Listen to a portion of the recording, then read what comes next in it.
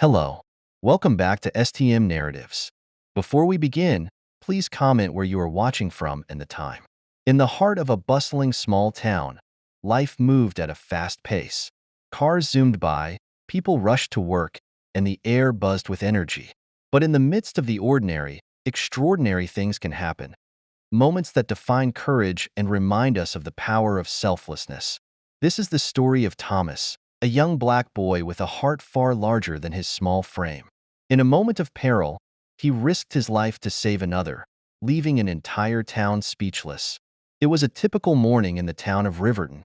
12-year-old Thomas was ready for school, his usual cheerful demeanor lighting up the small kitchen of his grandmother's home. His grandmother, a wise and loving woman named Eleanor, had raised Thomas since he was a baby. Her teachings of kindness, humility, and courage shaped him into the boy everyone in the neighborhood knew and loved.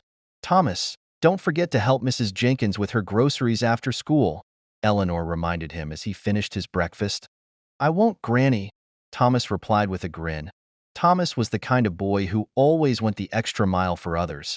Whether it was helping a neighbor carry bags, staying after school to clean the classroom, or offering his lunch to a hungry classmate, his selflessness knew no bounds.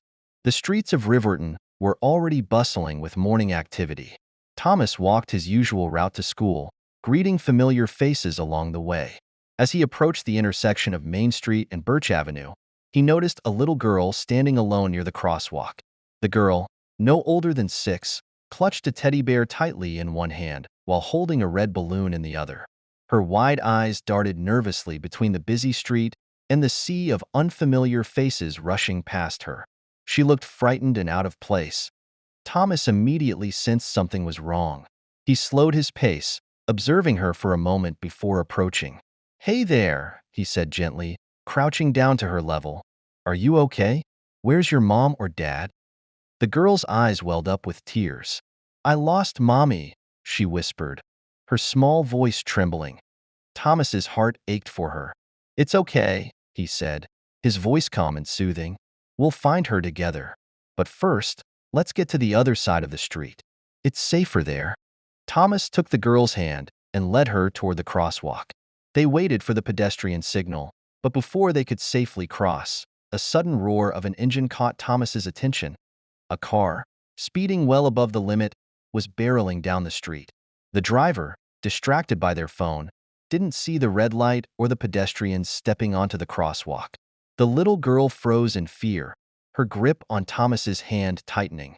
Thomas quickly assessed the situation. The car wasn't slowing down, and there was no time to pull back. "Stay close to me," Thomas shouted. With no thought for his own safety, Thomas made a split-second decision. He pushed the girl toward the grass on the side of the street, ensuring she was out of harm's way. The car swerved violently, tires screeching as it tried to avoid him. The impact didn't come, but the force of the near miss knocked Thomas off his feet. He hit the pavement hard, scraping his knees and elbows as the car came to a screeching halt just a few feet away. The scene was chaotic. Passers-by screamed, some rushing to Thomas's side, others checking on the driver.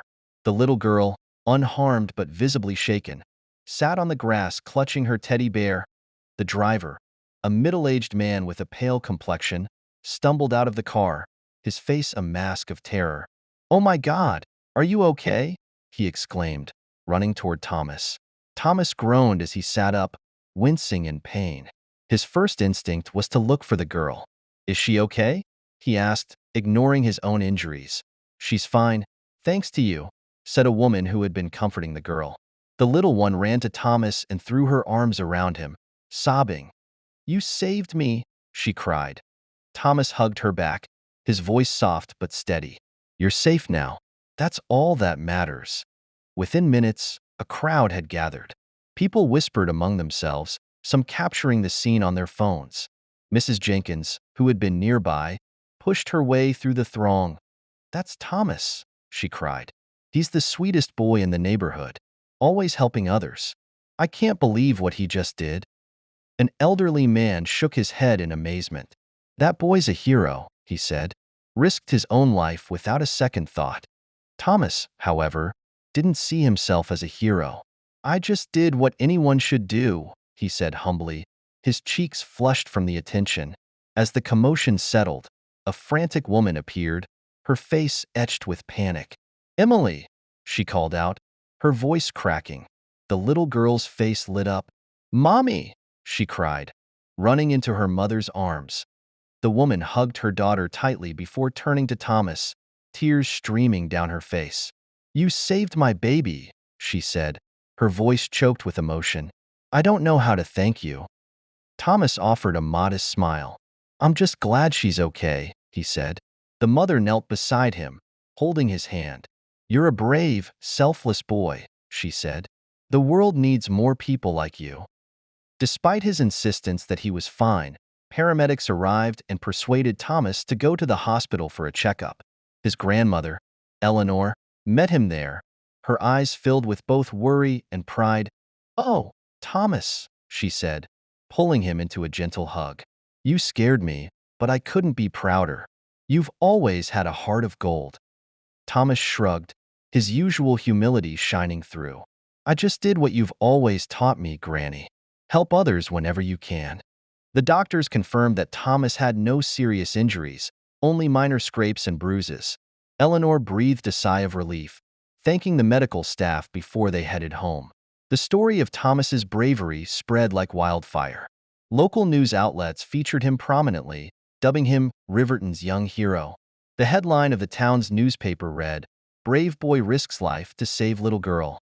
Thomas's modesty in interviews only endeared him further to the community. "I didn't think about being a hero," he told reporters. "I just knew I had to help."